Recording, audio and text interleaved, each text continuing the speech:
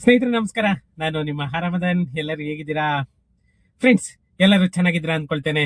ಮತ್ತೆ ತುಂಬಾ ದಿನಗಳ ನಂತರ ಈ ವಿಡಿಯೋ ನಿಮ್ ಮುಂದೆ, ಯಾಕಂದ್ರೆ ತುಂಬಾನೇ ಬ್ಯುಸಿ ಶೆಡ್ಯೂಲ್ ಇರುವ ಕಾರಣ ನಾನು ಯಾವುದೇ ವಿಡಿಯೋಸ್ ಕೂಡ ಆಗ್ತಾ ಇರಲಿಲ್ಲ. ಇವತ್ತು ಒಂದು ತುಂಬಾ ಮುಖ್ಯವಾದಂತಹ ಒಂದು ಗುಡ್ ನ್ಯೂಸ್ ನಿಮ್ಮ ಮುಂದೆ ತಂದಿದ್ದೀನಿ. ಅದು ಏನು ಅಂತ ಹೇಳ್ಬಿಟ್ಟು ನಾವು ಈ ವಿಡಿಯೋದಲ್ಲಿ ಸಂಪೂರ್ಣವಾಗಿ ನೋಡೋಣ. ಅದಕ್ಕಿಂತ ಮುಂಚೆ ಇನ್ನು ನನ್ನ ಚಾನಲ್ ಅನ್ನ ಯಾರೆಲ್ಲ ಸಬ್ಸ್ಕ್ರೈಬ್ ಮಾಡ್ಕೊಳ್ಳಿಲ್ಲ, ಪ್ಲೀಸ್ ಸಬ್ಸ್ಕ್ರೈಬ್ ಮಾಡ್ಕೊಳ್ಳಿ. ಹಾಗೇನೆ ನನ್ನ ವಿಡಿಯೋಸ್ ಅನ್ನ ಶೇರ್ ಮಾಡೋ ಮುಖಾಂತರ ನನ್ಗೆ ಸಪೋರ್ಟ್ ಮಾಡಿ ಅಂತ ಹೇಳ್ತಾ, ಫ್ರೆಂಡ್ಸ್ ನಾವು ವಿಡಿಯೋಗೆ ಎಂಟರ್ ಆಗೋಣ. ಏನಂತಂದ್ರೆ, ನಮ್ಮ ಡಿ.ಕೆ. ಶಿವಕುಮಾರ್ ಅವರ ಹೊಸ ಸರ್ಕಾರ ನಮ್ಮ ಬೆಂಗಳೂರಿನ ಜನತೆಗೆ ಒಂದು ಗುಡ್ ನ್ಯೂಸ್ ಅನ್ನ ಕೊಟ್ಟಿದೆ. ಏನು ಅಂತಂದ್ರೆ, ಹೊಸ ಖಾತಾ ಪಡೆಯೋದಕ್ಕೆ ರಿಯಾಯಿತಿ ಮತ್ತೆ ಅರ್ಜಿ ಸಲ್ಲಿಸೋದಕ್ಕೆ ಆಗಸ್ಟ್ 23ರವರೆಗೆ ಗಡುವನ್ನ ವಿಸ್ತರಿಸಲಾಗಿದೆ. ಯಾಕಂತಂದ್ರೆ, ನಮ್ಮ ಕರ್ನಾಟಕ ಸರ್ಕಾರ ಏನು 100 ದಿನಗಳ ಅಭಿಯಾನ ಅನ್ನೋದನ್ನ ಸ್ಟಾರ್ಟ್ ಮಾಡಿತ್ತು. ಆದ್ರೆ ಜನಗಳು ಯಾರು ಕೂಡ ಅದಕ್ಕೆ ಸ್ಪಂದಿಸದೆ ತುಂಬಾನೇ ಡಿಲೇ ಆಗಿತ್ತು. ಸುಮಾರು ಅಪ್ಲಿಕೇಶನ್ಗಳು ಕೂಡ ಪೆಂಡಿಂಗ್ ನಿಂತಹ ಕಾರಣದಿಂದ ಇವಾಗ ಮತ್ತೆ ಎಕ್ಸ್ಟೆಂಡ್ ಮಾಡೋದಕ್ಕೆ ನಮ್ಮ ಕರ್ನಾಟಕ ಸರ್ಕಾರ ಅನೌನ್ಸ್ ಅನ್ನ ಮಾಡಿದೆ. ಏನು ಈ ನಮ್ಮ GBA ಅಂದಾಜಿನ ಪ್ರಕಾರ ಸುಮಾರು 5 ಲಕ್ಷ ಆಸ್ತಿಗಳು ಹೊಸ ಖಾತಾಗೆ ಅರ್ಹವಾಗಿದೆ ಅಂತ ಹೇಳ್ಬಿಟ್ಟು ನಮ್ಮ ಕರ್ನಾಟಕ ಸರ್ಕಾರ ಹೇಳ್ತಾ ಇದೆ. ಆದ್ರೆ ಇಲ್ಲಿವರೆಗೂ ಸುಮಾರು 7,000 ಅರ್ಜಿಗಳು ಮಾತ್ರನೇ ಬಂದಿವೆ ಅಂತ ಹೇಳ್ತಾ ಇದ್ದಾರೆ. ಕಡಿಮೆ ಶುಲ್ಕ ಮಾಡಿದ್ರು ಕೂಡ ಯಾವುದು ಕೂಡ ಯಾರು ಕೂಡ ಅಪ್ಲಿಕೇಶನ್ ಹಾಕೋದಕ್ಕೆ ಹಿಂದೇಟು ಹಾಕ್ತಾ ಇದ್ದಾರೆ ಅಂತಂದ್ರೆ, ಆದರೆ ಹಿಂದೇಟು ಹಾಕೋದಕ್ಕೆ ಮಾನ್ಯ ಡಿ.ಕೆ. ಶಿವಕುಮಾರ್ ಅವರೇ ಮತ್ತೆ ಮಾನ್ಯ ಕೃಷ್ಣ ಬೈರೇಗೌಡ್ರೆ ನಾನೊಂದೇ ಒಂದು ಹೇಳ್ತೀನಿ. ಯಾಕಂತಂದ್ರೆ, ನೀವು ನಗರಾಭಿವೃದ್ಧಿ ಸಚಿವರಾಗ್ಬೋದು ಅಥವಾ CM ಆಗ್ಬೋದು, ಇಲ್ಲಿ ಏನಂತ ಅಂದ್ರೆ, ನೀವು ಅಧಿಕಾರಿಗಳಿಗೆ ಫಸ್ಟ್ ಏನನ್ನ ಕಲಿಸ್ಬೇಕು ನೀವು ಅದನ್ನ ಕಲಿಸಿ. ಯಾಕಂತಂದ್ರೆ, ನೀವು ಅಧಿಕಾರಿಗಳನ್ನ ಯಾವ ರೀತಿ ಟ್ರೈನ್ ಅಪ್ ಮಾಡ್ತಾ ಇದ್ದೀರಾ ನಿಜವಾಗೂ ಖಂಡಿತ ನನ್ಗೆ ಅರ್ಥ ಆಗ್ತಾ ಇಲ್ಲ. ಯಾಕಂದ್ರೆ ಸುಮಾರು ನಾನೇನೆ ಮೇ ತಿಂಗಳಲ್ಲಿ ಹಾಕಿರುವಂತಹ ಅಪ್ಲಿಕೇಶನ್ ಸುಮಾರು ಮೋರ್ ದೆನ್ 50 ಅಪ್ಲಿಕೇಶನ್ ನಾನು ಹಾಕಿದ್ದೀನಿ. ಮೇನಲ್ಲಿ ಹಾಕಿರುವಂತಹ ಅಪ್ಲಿಕೇಶನ್ ಇಲ್ಲಿವರೆಗೂ ಕೂಡ ಜಾಯಿಂಟ್ ಕಮಿಷನರ್ ಹತ್ರ ಇದೆ. ಅದರಲ್ಲೂ ಮಹದೇವಪುರ ಝೋನ್ ಅಂತೂ ಕೂಡ ಮಹದೇವಪುರ ಝೋನ್ ಆಗ್ಬೋದು ಅಥವಾ ಬ್ಯಾಟ್ರಾಯನ್ಪುರ ಝೋನ್ ಆಗ್ಬೋದು, ನಿಮ್ಗೆ ತಿರ್ಗಾ ದಾಸರಳ್ಳಿ ಝೋನ್ ಆಗ್ಬೋದು, ಯಾವ್ದು ಕೂಡ ಅಪ್ರೂವಲ್. ದಾಸರಳ್ಳಿ ಝೋನ್ ಸ್ವಲ್ಪ ಇವಾಗ ಫಾಸ್ಟ್ ಮಾಡಿದ್ದಾರೆ. ನಿಮ್ಗೆ ಸೌತ್ ಝೋನ್ ಆಗ್ಬೋದು, ನಾರ್ತ್ ಝೋನ್ ಆಗ್ಬೋದು, ಸುಮಾರು ಅವರು ಮಹದೇವಪುರದಲ್ಲಿ ಸರೋಜಾದೇವಿನೋ ಏನೋ ಇದಾರೆ, ಆಕ್ಚುಲಿ ನಾ ಜಾಯಿಂಟ್ ಕಮಿಷನರ್ ಅವ್ರ ಹತ್ರ ಕೂಡ ಇದ್ ಮಾಡಿದೆ. ಇಲ್ಲಿ ಬ್ಯಾಟ್ರಾಯನ್ಪುರ ಮೋಯಿನ್ ಅನ್ನೋರ ಹತ್ರ ಕೂಡ ನಾನು ಕಾಂಟ್ಯಾಕ್ಟ್ ಮಾಡಿದೆ. ಆದ್ರೆ ಯಾರು ಕೂಡ ಜನಗಳಿಗೆ ಕರೆಕ್ಟ್ ಆಗಿ ಸ್ಪಂದಿಸದೆ ಇರೋದೇನೆ ಇದೆಲ್ಲದಕ್ಕೂ ಕಾರಣ ಆಗಿರೋದು ಮಾನ್ಯ ಶಿವಕುಮಾರ್ ಅವರೇ. ಯಾಕಂತಂದ್ರೆ, ನೀವು ಒಂದು ಯಾವುದೇ ಒಂದು ಪ್ಲಾನ್ ಅನ್ನ ತಗೊಂಡ್ ಬರ್ಬೇಕು ಅಂತ ಅಂದ್ರೆ, ರೈತರಿಗಾಗ್ಬೋದು ಅಥವಾ ಸೈಟಿನ ಮಾಲೀಕರಿಗಾಗ್ಬೋದು, ಪ್ರತಿಯೊಬ್ಬರಿಗೂ ಕೂಡ ಒಂದು ನಾಲೆಡ್ಜ್ ಅನ್ನೋದನ್ನ ಬರೋ ತರ ಮಾಡಿ ಅಧಿಕಾರಿಗಳಿಗೆ ನೀವು ಒಂದು ಪ್ರೀ ಪ್ಲಾನ್ ಆಗಿ ಅವ್ರಿಗೆ ಟ್ರೈನ್ ಅಪ್ ಮಾಡಿ ನೀವು ಪ್ರತಿಯೊಂದು ಕೂಡ ನೀವು ಜಾರಿಗೆ ತಂದ್ರೆ ಅದು ನೀವು ಏನ್ ಅಂದ್ಕೊಳ್ತೀರಾ ಅದ್ರ ಪ್ರಕಾರನೇನೆ ನೀವು ಅಚೀವ್ಮೆಂಟ್ ಅನ್ನೋದನ್ನ ಆಗ್ಬೋದು.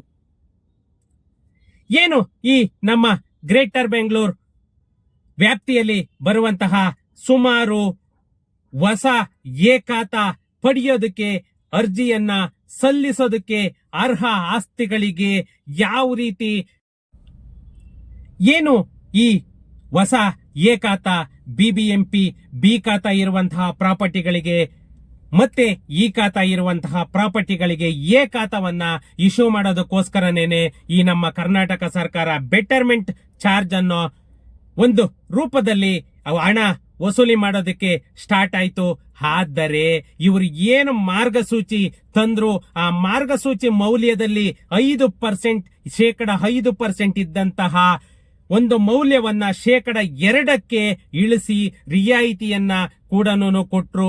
ಆದರೆ ಇವರ ರಿಯಾಯಿತಿ ಇವಾಗ 23ರವರೆಗೆ ಎಕ್ಸ್ಟೆಂಡ್ ಅನ್ನು ಕೂಡ ಮಾಡಿದೆ ನಮ್ಮ ಕರ್ನಾಟಕ ಸರ್ಕಾರ.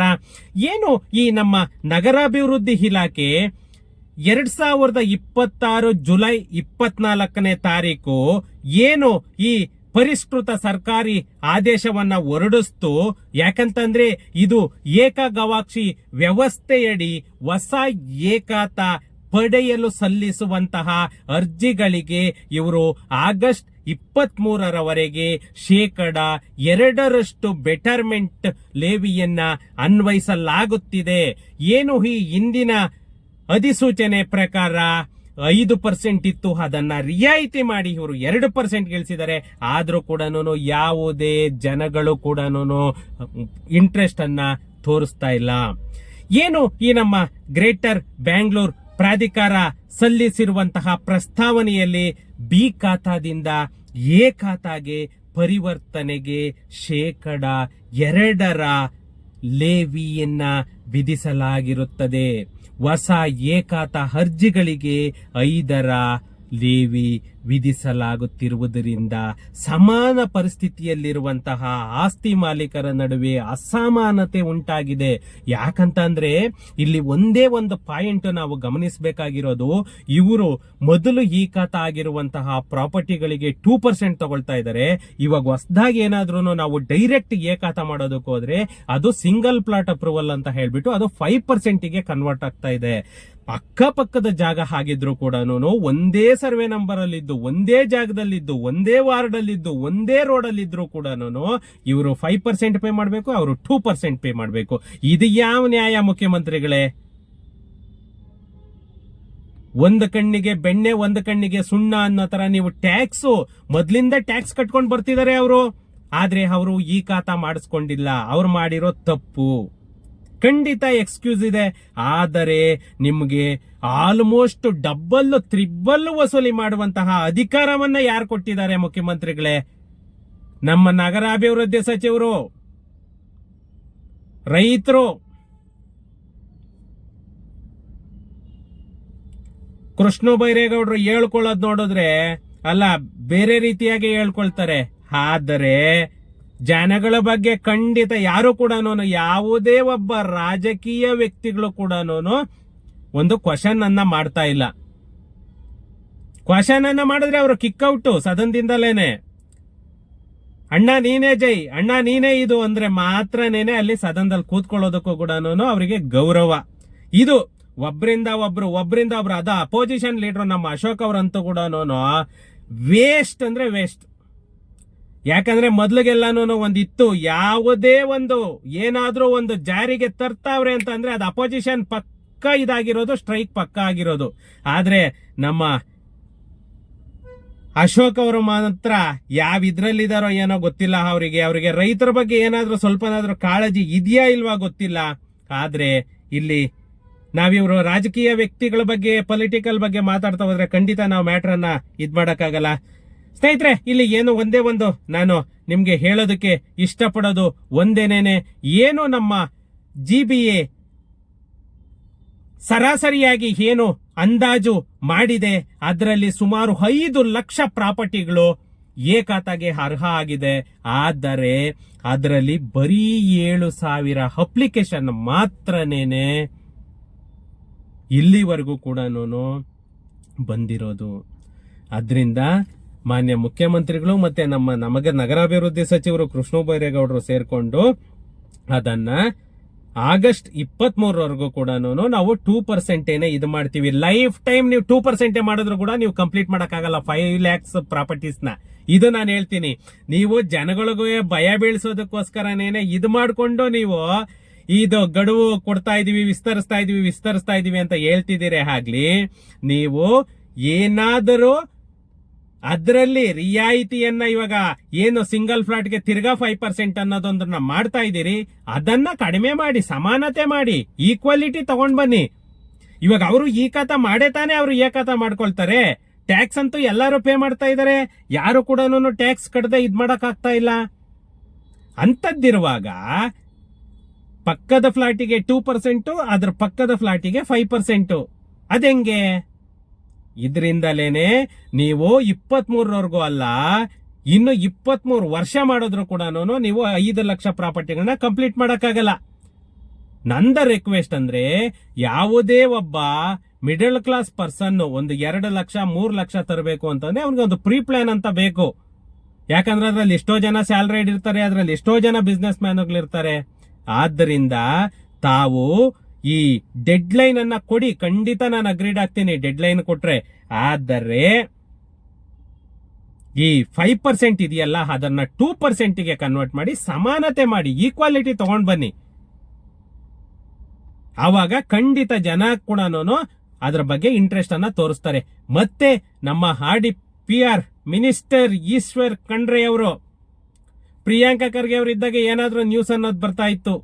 ನಮ್ಮ ಈಶ್ವರ್ ಖಂಡ್ರೆ ಅವರು ಬಂದಾದ್ಮೇಲಂತೂ ಕೂಡ ಯಾವುದೇ ಒಂದು ಡೆವಲಪ್ಮೆಂಟ್ ಇಲ್ಲ. ಹೊಸ ಮುಖ್ಯಮಂತ್ರಿ ಆಯ್ತು, ಹೊಸ ಮಂತ್ರಿ ಆಯ್ತು, ಹೊಸ ಸರ್ಕಾರ ಬಂತು. ಏನೇ ಮಾಡಿದ್ರು ಕೂಡ ಜನಗಳ ಗೋಳನ್ನು ಕೂಡ ನೋಡೋದಕ್ಕೆ ಯಾರು ಬರ್ತಾ ಇಲ್ಲ. ಮಾನ್ಯ ಮುಖ್ಯಮಂತ್ರಿಗಳು ಮತ್ತೆ RDPR ಮಿನಿಸ್ಟ್ರು ಈಶ್ವರ್ ಖಂಡ್ರೆ ಅವರ ಹತ್ರ ನಾನು ಒಂದೇ ಹೇಳೋದು, ಜನಗಳು ಫೇಷನ್ಸಿಯಿಂದ ಇದ್ದಾರೆ. ಆ ಫೇಷನ್ಸಿಯನ್ನ ನೀವು ಚೆಕ್ ಮಾಡೋದಕ್ಕೆ ಹೋಗ್ಬೇಡಿ. ಯಾಕಂತಂದ್ರೆ ನಮ್ಮಂತ ಹೋರಾಟಗಾರರು ಇದ್ದೇ ಇರ್ತಾರೆ. ನಾನು ನನ್ನ ಕಡೆಯಿಂದಲೇನೆ ಇವತ್ತು ಒಂದೇ ಒಂದು ಇದಾದ್ರೆ ನಾವು ಬೆದರಿಸ್ತಾ ಇದೀವಿ ಅಂತಲ್ಲ, ನಾವು ಜನಗಳ ಪರವಾಗಿ ನಿಂತ್ಕೊಳ್ತಾ ಇದೀವಿ. ನೀವೇನಾದ್ರೂ ಅದನ್ನ ಇಮ್ಮಿಡಿಯೇಟ್ ಆಕ್ಷನ್ ತಗೊಂಡ್ ಬಂದು RDPR ಏನಾದ್ರೂ ನೀವು ಇಮ್ಮಿಡಿಯೇಟ್ ಖಾತಾ ಮಾಡೋದಕ್ಕೆ ನೀವೇನಾದ್ರೂ ಪ್ರೊಸೀಜರ್ ಬೇಗ ಮಾಡಿಲ್ಲ ಅಂತಂದ್ರೆ ಖಂಡಿತ ವಿಧಾನಸೌಧದ ಮುತ್ತಿಗೆಗೆ ಖಂಡಿತ ಸ್ಟ್ರೈಕ್ ಅಂತೂ 100% ಸ್ಟಾರ್ಟ್ ಆಗುತ್ತೆ. ಇದಕ್ಕೆ ನಾನೇ ಜನಗಳಿಗೆ ಒಂದು ಪ್ರೇರೇಪಿಸಿ ಒಂದು ಸ್ಟ್ರೈಕ್ ಅನ್ನ ಮಾಡೋದಕ್ಕೂ ಕೂಡ ಎಲ್ಲಾ ರೀತಿಯ ವ್ಯವಸ್ಥೆಯನ್ನು ಕೂಡ ನಾವು ಮಾಡ್ಕೋಬೇಕಾಗುತ್ತೆ. ಯಾಕಂದ್ರೆ ನೀವು ಕರ್ನಾಟಕದಲ್ಲಿ ಇದ್ದೀರಾ, ಕನ್ನಡಿಗರ ಹೃದಯ ಏನು ಅಂತಂದೇಳಿ ಗೊತ್ತು. ಅವ್ರು ಎಷ್ಟು ಸಹೃದಯಿಗಳಾಗಿರ್ತಾರೆ, ಎಷ್ಟು ಮೃದು ಆಗಿರ್ತಾರೆ.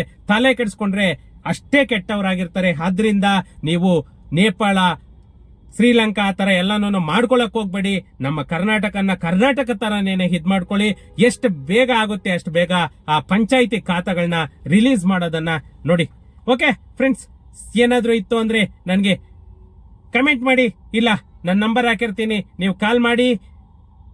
ಮತ್ತೆ ನಮ್ಮ ರಿಯಲ್ ಎಸ್ಟೇಟ್ಗೆ ಸಂಬಂಧಪಟ್ಟಂತಹ ಯಾವುದೇ ಸರ್ವಿಸ್ ಬೇಕಂದ್ರೂ ಕೂಡ ನೀವು ನನ್ನ ನಂಬರಿಗೆ ಕಾಲ್ ಮಾಡಿಕೊಂಡು ಮಲ್ಲೇಶ್ವರಂ ಅಲ್ಲಿರುವಂತಹ ನಮ್ಮ ಆಫೀಸಿಗೆ ಬಂದ್ರೆ ನಾವು ನಾಮಿನಲ್ ಫೀಸ್ ಅಲ್ಲೇನೆ ಎಲ್ಲಾ ರೀತಿಯ ಸರ್ವಿಸ್ ಅನ್ನ, ರಿಯಲ್ ಎಸ್ಟೇಟ್ ಸರ್ವಿಸ್ ಅನ್ನ ಕೊಡ್ತೀವಿ. ಓಕೆ ಫ್ರೆಂಡ್ಸ್, ಸಿಗೋಣ ನೆಕ್ಸ್ಟ್ ವಿಡಿಯೋದಲ್ಲಿ. Thank you.